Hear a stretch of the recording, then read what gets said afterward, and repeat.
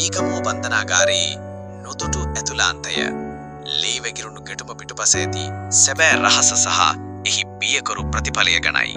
ආයිබෝවන් නොදුටු සිතියම ප්‍රේක්ෂකීන් හැම දෙනෙක්වම සාදරයෙන් පිළිගන්නවා.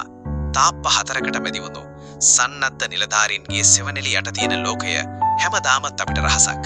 හැබැයි මේ රහස් ලෝකයේ ඇතුලෙන් එක පාරටම මහා ගිනිදැල්, කඳුළු ගෑස් සහ වෙඩි හඬවල් ඇහෙන්න ගත්තොත් අපි මේ කතා කරන්නේ ලංකාවේ බන්ධනාගාර ඉතිහාසයේ දැඩි කතාබහට ලක්වුණු ජීවිත කිහිපයක්ම අහිමි කරපු මීගමුව බන්ධනාගාරයේ ඇති වුණු නොසන්සුන්කාරී දරුණු ගැටුම් පිටුපස තියෙන සැබෑ රහස සහ එහි බියකරු ප්‍රතිඵලය ගැනයි.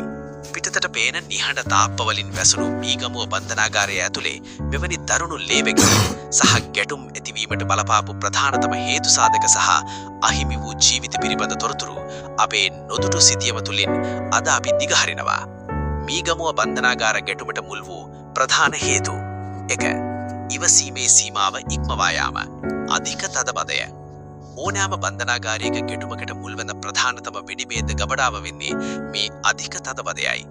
මීගමුව බන්ධනාගාරයේ රඳවා තැබිය හැකි සීමාවට වඩා කිහිප ගුණයකින් රැඳවියන් පිරි ඉදිරී යාම නිසා නිදාගන්න ඉඩක් නැතිකම, වැසිකිලි පහසුකම් අවම වීම වැනි මූලික මනුෂ්‍ය අවශ්‍යතා සීමා වීමෙන් රැඳවියන් දැඩි මානසික පීඩනයකින් පසු වුණා.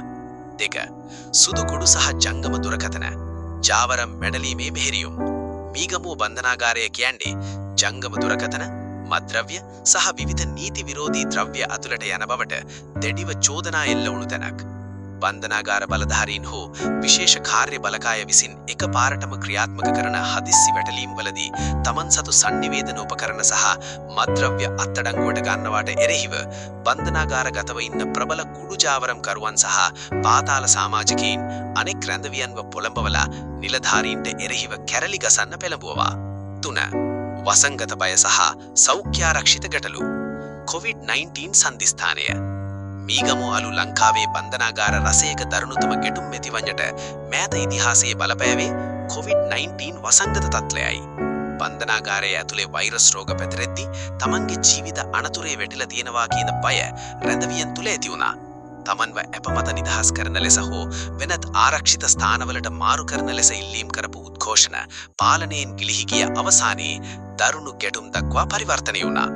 බිඳුණු තාප්ප සහ අහිමි වූ ජීවිත, මරණ සංඛ්‍යාව. මේ ගැටුම් හුදෙක් පැනාඩ ගයිම් වලට පමණක් සීමා වූයේ නැහැ. පාලනයෙන් ගිලිහි ගිය රැඳවියන් බන්ධනාගාර දේපල් වලට ගිනි තබද්දී සහ තාප්ප වලින් පැන යාමට උත්සාහ කරද්දී තත්ත්වය පාලනය කිරීමට ආරක්ෂක අංශවලට දැඩි පියවර ගන්න සිදු වුණා. වෙඩි තැබීම් සහ මරණ.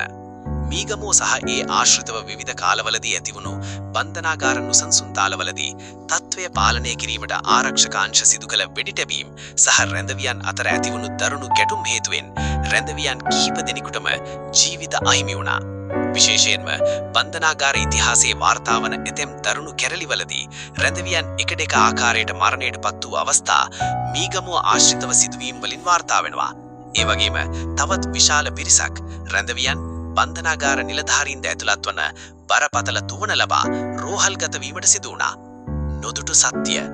වැරදිකරුවන් හෝ සැකකරුවන් වුවත් ලීතියේ රැකවරණයේ යටතේ සිටිද්දී මෙලෙස මිනිස් ජීවිත අහිමිවීම මානව හිමිකම් සංවිධානවල පවා දැඩි කතාබහට ලක්වුණු මාතෘකාවක්.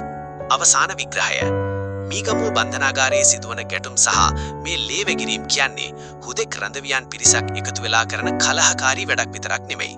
ඒක ලංකාවේ සමස්ත බන්ධනාගාර පද්ධතියෙම තියෙන බිඳවැටීම, දූෂණය සහ මානව හිමිකම් යටපත්වීමේ ප්‍රතිඵලයක් එක් තැනකින් පුපුරා යාමක්.